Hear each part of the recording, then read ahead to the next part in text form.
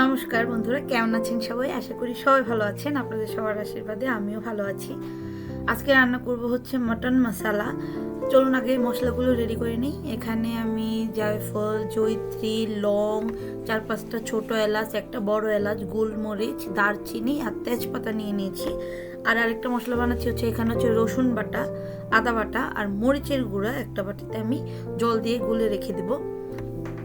আর সাথে বানিয়ে নিব আরেকটা মশলা। এখানে নিয়ে নিচ্ছি হলুদ, ধনে গুঁড়া আর জিরা গুঁড়া। এটাও আমি একটা পেস্ট বানিয়ে রেখে দেবো।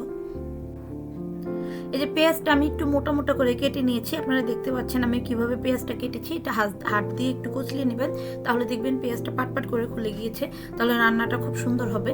এবার প্যানে আমি বেশি করে তেল গরম করে নিয়েছি।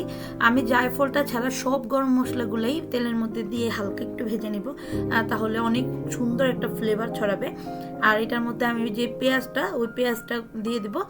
পেঁয়াজটা একদম ব্রাউন কালার করে ভাজা যাবে না, একদম হালকা সফট হয়ে যখন আসবে দেখবেন একটু সোনালি কালার হয়ে গেছে, তখন আমি এটার মধ্যে যে মাটনটা ভেজে মাটনটা ধুয়ে পরিষ্কার করে রেখেছিলাম ওইটা আমি দিয়ে দিব।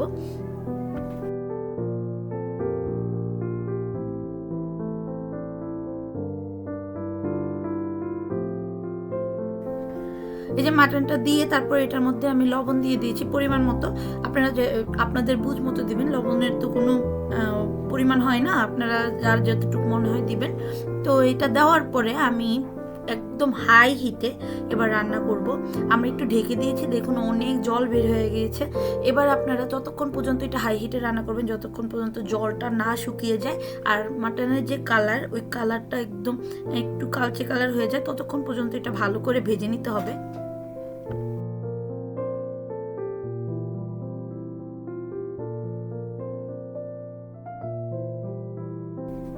এ পর্যায়ে আমি রসুন, আদা আর মরিচের গুঁড়ার যে পেস্টটা বানিয়ে রেখেছিলাম ওই পেস্টটা দিয়ে প্রায় 15-20 মিনিটের মতো এটাকে কষিয়ে নেব।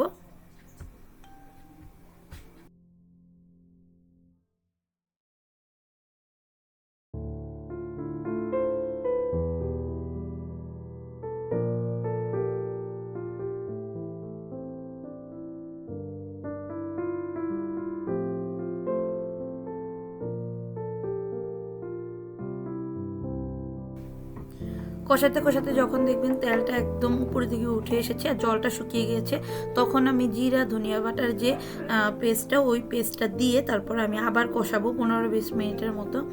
আর এই পর্যায়ে আপনারা ঢেকে ঢেকেই রান্নাটা করবেন। ঢেকে ঢেকে রান্না করলে মাংসটা অনেক তাড়াতাড়ি সফট হয়ে যাবেন আর তেলটা উপর দিকে বেশি উঠবে। আপনারা জানেন কি না জানি না, জায়ফল কিন্তু মাটন অনেক তাড়াতাড়ি সিদ্ধ করতে সাহায্য করে। তো আপনারা যে আমি যে জায়ফলটা রেখে দিয়েছিলাম ওই জায়ফলটা তখন আমি গ্রেট করে উপর দিয়ে দিয়ে দিব, তাহলে মাটনটা অনেক তাড়াতাড়ি সিদ্ধ হয়ে যাবে। আর এটাতে এই পর্যায়ে আপনারা কোনো পানি ইউজ করবেন না, একটু একটু একটু একটু পানি এটা থেকেই বের হবে, ওই পানিটাতে এটা কষানো হবে। এবার আমি টমেটো পেস্ট করে রেখেছিলাম 3টা টমেটোর মতো, আপনারা সাইজ বুঝে দিবেন। আমাদের ছোটো ছোটো ছিল টমেটোগুলো, এই জন্য আমি 3টা টমেটো পেস্ট করে দিয়ে দিয়েছি। এবার আমি ভালো করে ঢাকা দিয়ে দিয়ে দিয়ে দিয়ে কষাবো। আর যদি দেখেন আপনারা গ্রেভিটা অনেক হয়ে গেছে তাহলে একটু পানি দেবেন, হালকা একটু পানি দিয়ে তারপরে ভালো করে কষিয়ে নেবেন। যে দেখুন আমি একটুখানি জল দিয়েছি, একটু জল দিয়ে দিয়ে এটাকে কষাচ্ছি। আপনারা যত কষাবেন এই মাটনটা তত ভালো হবে।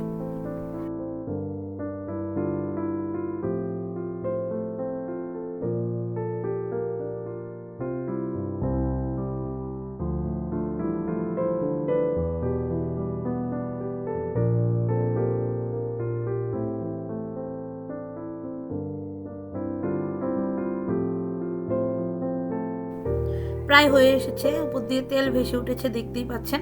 তো এই পর্যায়ে আমি কাঁচামরিচ ফালিগুলো দিয়ে দিব, দিয়ে তারপরে এটাকে যখন তেল ভেসে উঠবে তখনই মাটনটা যখন সিদ্ধ হয়ে যাবে তখন আমি এটাকে নামিয়ে নেব।